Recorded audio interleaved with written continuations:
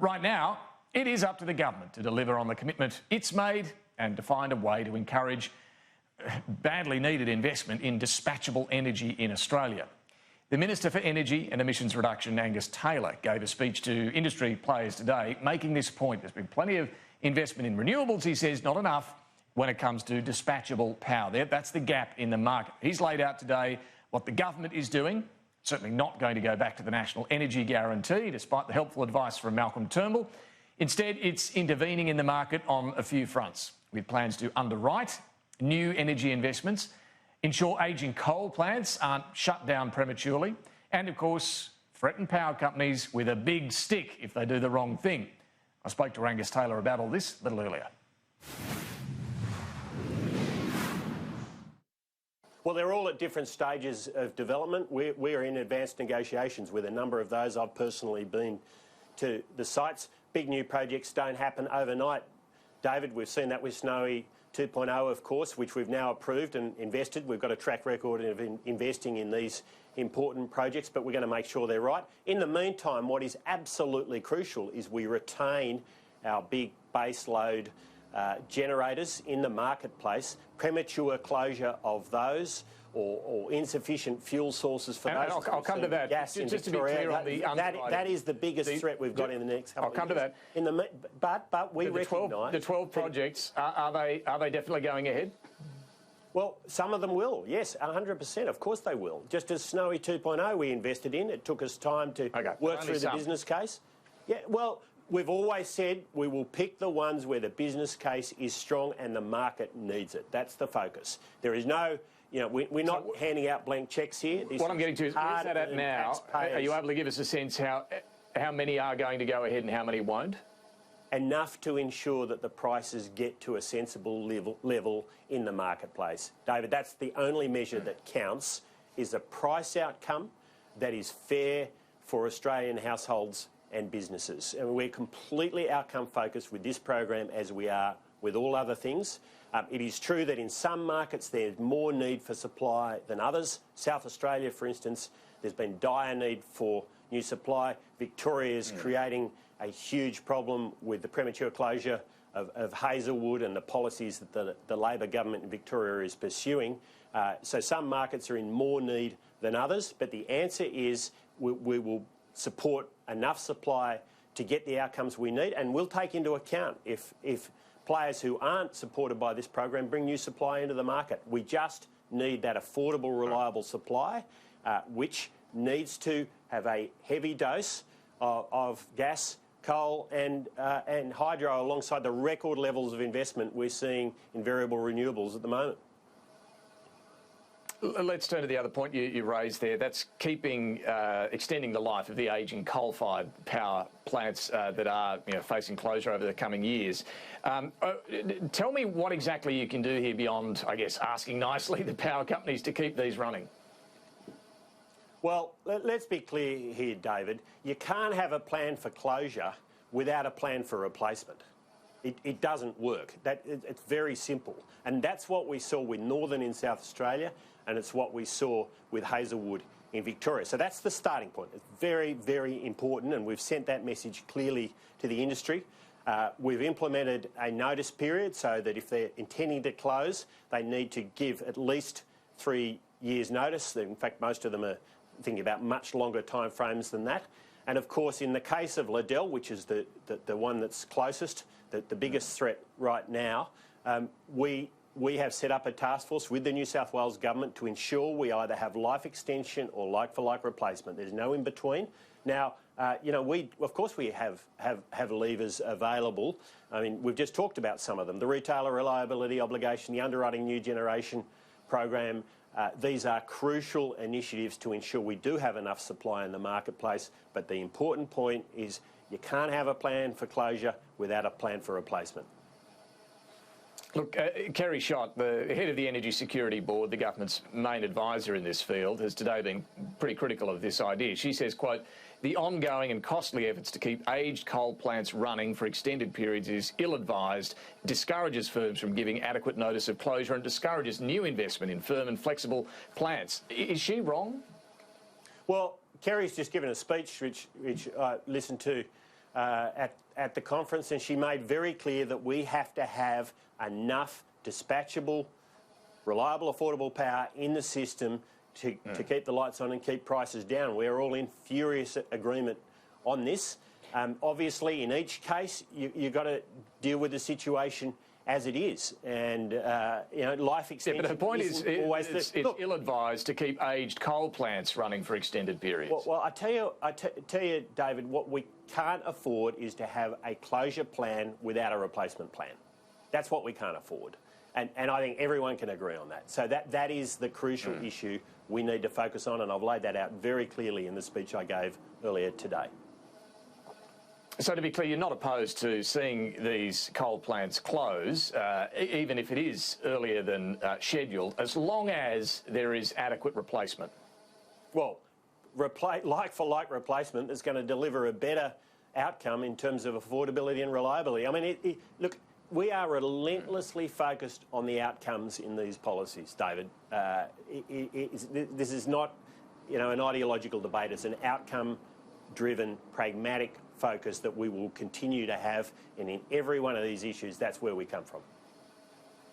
Look, Kerry Schott also does seem to be critical of underwriting new generation as well. She said government interventions to both cap prices and effectively subsidise certain generation projects will not encourage the considerable new investment and innovation that's needed. Well, it is investment. Underwriting is actually ensuring that private sector investment happens. That's the purpose of the exercise, is to give as little support. It's not scaring off private investors, you don't think? Well, it is private investment. I mean, the underwriting program is about private investment. That's what it's about, David. Now, let's be clear here. We are seeing record levels. We're seeing record... No, it's about private investment coming into the market with a minimal role played by the government to ensure that investment happens. That's the purpose of the exercise. But we are seeing in this market record levels of investment. There's not been a lack of investment. The problem with the investment is it needs to be balanced.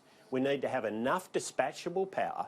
It's power that's available when nature isn't kind, when the sun goes down and when the wind's not blowing, to ensure that we can keep the lights on and keep prices down. It's that balance that's crucial, and that means you do need a mix, not just of the record levels of investment in variable renewables coming into the system, but gas, hydro, coal all need to play an important role and will do for many years to come. What about large-scale batteries? Kerry Schott also pointed to the experience in South Australia. Would you say that is a good model?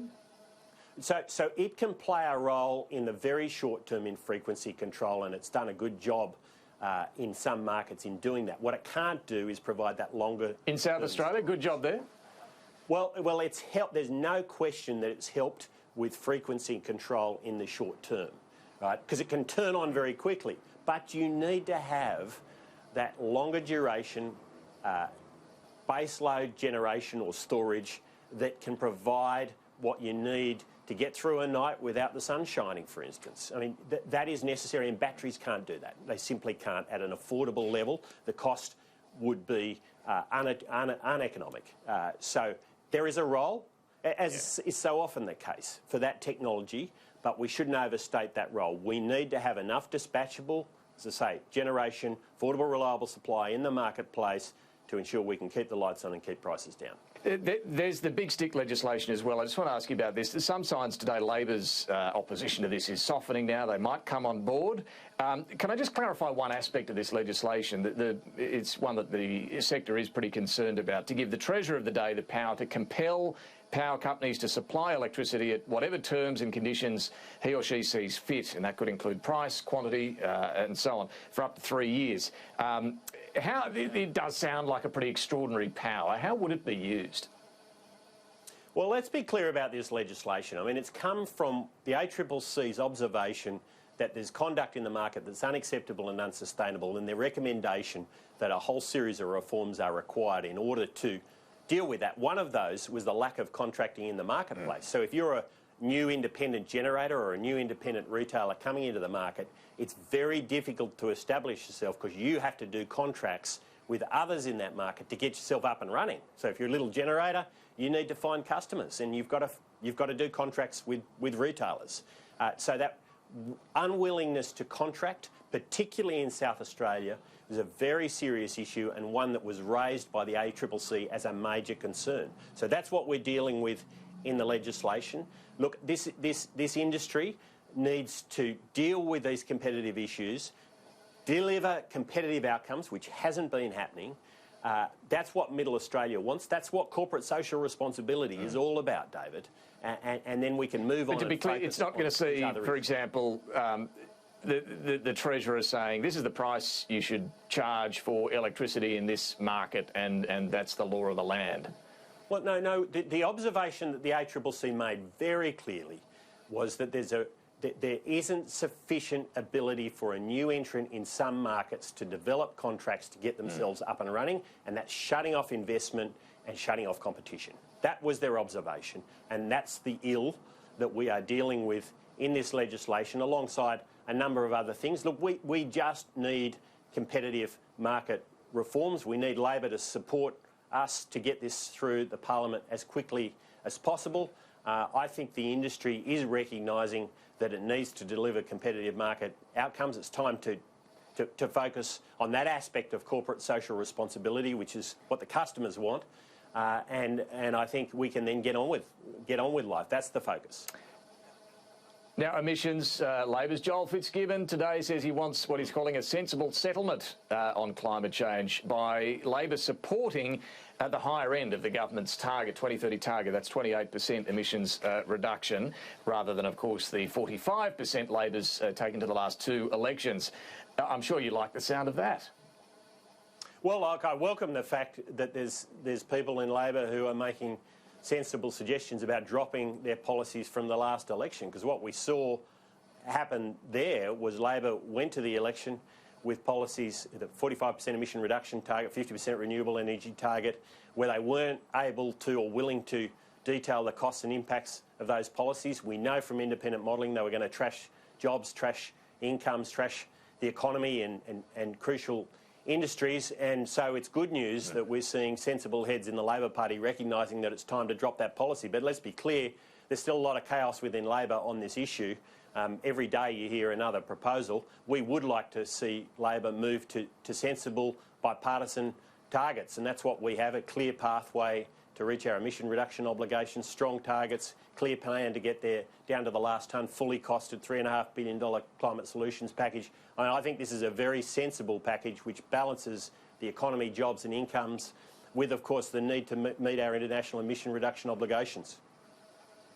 Final one, when it comes to emissions reduction, at the recent Pacific Islands Forum, Australia committed to, quote, formulate and communicate mid-century long-term low greenhouse gas emission development strategies by 2020. Is that still the government's intention to announce something by the end of this year?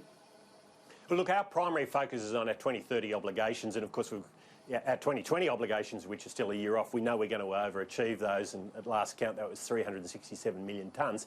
It's also true that we need to keep working on longer-term emission reduction technologies.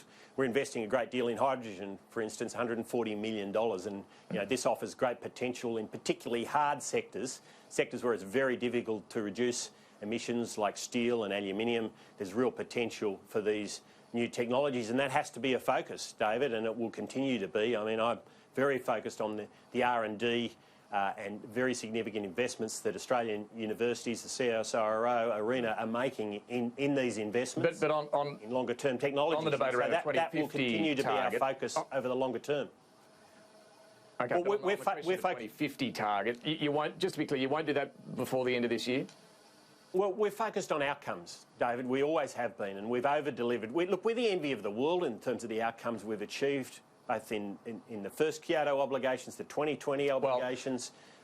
So, we'll continue to focus on outcomes, and the key to outcomes... You're not going to announce... Well, let me answer your question. You're not going to announce a 2050 target? Let me answer your question. The key to longer-term outcomes is R&D, new emerging technologies, a clear R&D pathway, deployment pathway, working with partners across the world. That will be the focus and should be the focus over the longer term, because that delivers. And not actually naming a 2050 target, though, just to be clear. Well, as I say, what matters here is delivering outcomes, and our focus initially and primarily at the moment is on 2030. That's within my lifetime and your lifetime, David. But longer term, of course, R&D. You never know, Angus Taylor. We might make it to 2050. All right. Be nice. Minister for Energy and Emissions Reduction. Thanks very much for your time today. Thanks, David.